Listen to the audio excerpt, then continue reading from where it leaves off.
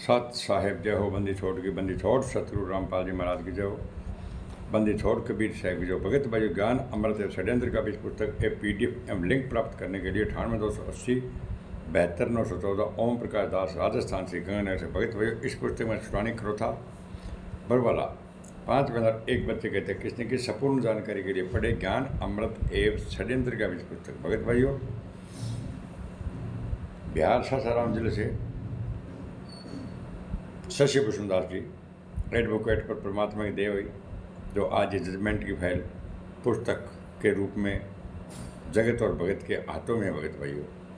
अगर आपको संपूर्ण जानकारी 5 मिनट एक बच्चे कहते किसने की जानकारी है लेनी है तो भगत भाइयों आपको पढ़ना पड़ेगा ज्ञान अमृत एवं षड्यंत्र का बीज पुस्तक। भगत भाइयों, अब मैं आप लोगों को ये बता देना चाहता हूँ कि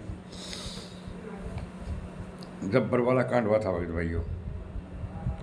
राष्ट्रीय समाज सेवा समिति के द्वारा भक्तों पर दान के लिए पूरा दबाव डालना कि गुरुजी का आदेश आ गया है आप दान ज़्यादा से ज़्यादा दान दो। भगत भाइयों, बरवाला कांड से पहले अक्टूबर 2014 में इसी समय राष्ट्रीय समाज सेवा समिति ने बरवाला आश्रम में एक और पर्चा बंटवाया था, जिसमें जबरन ज्योति और पाठ के माध्यम से अधिक दान देने पर जोर दिया गया था। इस पर्चे में भक्ति मर्यादा के विपरीत सारनाम प्राप्त भक्तों को पाठ प्रकाश के लिए 9,000 रुपये और सतनाम प्राप्त भक्तों को ज्योति के पैसे जमा करवाने के आदेश दिए गए। साथ ही एक संकेत देकर जल्दी पैसा देने के लिए भक्तों को डराया भी गया कि अगले महीने 24 नवंबर से ज्योति के पैसे 700 रुपये से बढ़कर 1,000 रुपये कर दिए जाएंगे, ताकि भगत 700 रुपये के चक्कर में इसी महीने ज़्यादा से ज़्यादा दान राशि जमा करवाए। भगत भाइयों, गौर करेंगे तो इस पर्चे में कहीं भी गुरुजी का आदेश नहीं लिखा है, केवल भक्तों को गुमराह करने के लिए परमेश्वर आदेश लिख दिया। उसके बाद सतगुरु उपदेश लिख दिया और उसके बाद में राष्ट्रीय समाज सेवा समिति सभी भक्तों से निवेदन लिख दिया। एक जगह बीच में भक्तों को भ्रमित करने के लिए इन्होंने लिख दिया कि पाठ और ज्योति के पैसे 10 दिनों के समय सतगुरु देव जी के हाथों में ही देना है, ताकि भक्तों को समिति पर कोई शंका ना हो और भगत समाज यही सोचे कि जब पैसा गुरुजी के हाथों में देना लिखा है तो वास्तव में गुरुजी के आदेश होंगे। देखिए भगत भाइयों, ये जब 18 नवंबर 2014 बरवाला कांड हुआ था, उस टाइम ये 4 पेज का एक लेटर दिया था भगत भाइयों इन गुंडों ने, RSS ऐसे गुंडों ने, और जितने भी भगतमती वहाँ पर थी भगत भाइयों, उनको सबको उकसा दिया कि आप ज़्यादा से ज़्यादा दान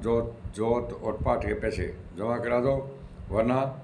ये पैसे जोत के बच जाएंगे और पाठ के पैसे बढ़ जाएंगे। क्योंकि भगत भाइयों इन RSS गुंडों को, मुनि धर्मा ऐसे गुंडों को, कबीर पुरा ऐसे गुंडों को, इनको पैसों की बहुत सख्त लोड थी। भगत भाइयों,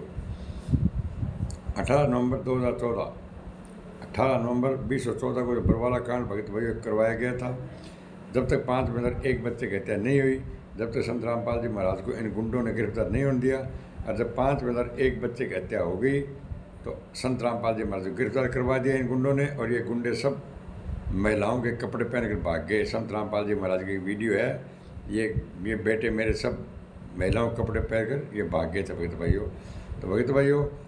संत रामपाल जी महाराज को 11 साल जन्म यातना सहते हो गए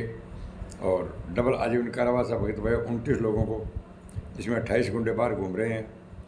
और देशद्रोह का मुकदमा चल रहा है। भगत भाइयों, ये कुछ ज़रूरी नहीं है कि संत रामपाल जी महाराज को डबल आजीवन कारावास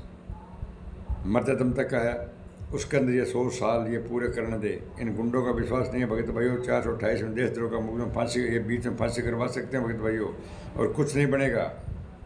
और एक ऑडियो आ जाएगी कि गुरुजी सतलोक चले गए, बस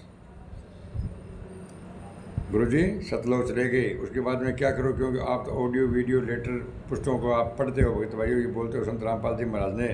पुस्तकें भेज रहे हैं, संत रामपाल जी महाराज की ऑडियो आ रही, वीडियो आ रही, ऑडियो वीडियो पुस्तकें कुछ नहीं आती भगत भाइयों। समय रहते जागो, अगर नहीं जागे समय रहते तो भगत भाइयों 428 के अंदर देशद्रोह मुकदमे में ये लोग फांसी करवा देंगे। डबल आजीवन कारावास को छोड़ो, आजीवन कारावास में 100 साल तक, 100 से ऊपर तक संत रामपाल जी मेरा जीवित रह सकते हैं, लेकिन ये गुंडे बीच में फांसी दिलवा देंगे। वही भाइयों, इस वीडियो को लाइक, कमेंट, शेयर और सब्सक्राइब करना नहीं बोले साहब।